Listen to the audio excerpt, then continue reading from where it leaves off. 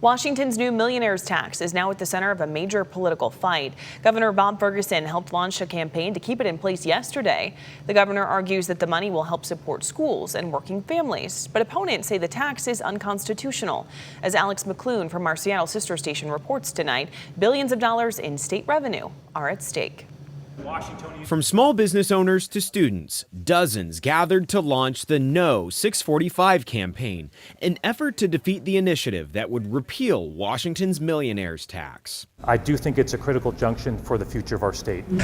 Governor Bob Ferguson signed the tax into law this March. It'll help pay for programs like universal school meals, the working families tax credit, child care, and small business tax relief. 3 months later, opponents of the tax gathered enough signatures to potentially put it to a statewide vote this fall. Nonprofits, students, and small business owners like Matt Hipp back the governor, who says repealing the tax would hurt small businesses getting off the ground. If Initiative 645 passes, it's only going to make them worse, because it's almost certain it's going to be taking money out of our pockets. Let's Go Washington and founder Brian Haywood is looking to repeal the tax. In a statement Tuesday, Haywood called the millionaires tax unconstitutional and said it could eventually expand to more state residents, like a statewide tax. Haywood also accused state leaders of using new revenue to grow government spending. That revenue is going to go back into working families, to small businesses for tax breaks. So that's how we're going to utilize those dollars to build up our K-12 education system.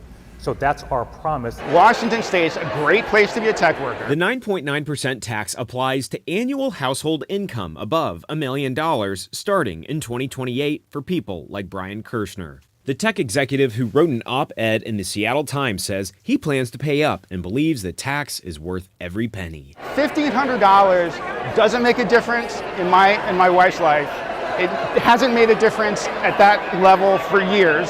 It will never make a difference at that level ever again in our entire lives. The Secretary of State's office says it's still processing and verifying initiative petition signatures, a process they said was expected to take 2 weeks.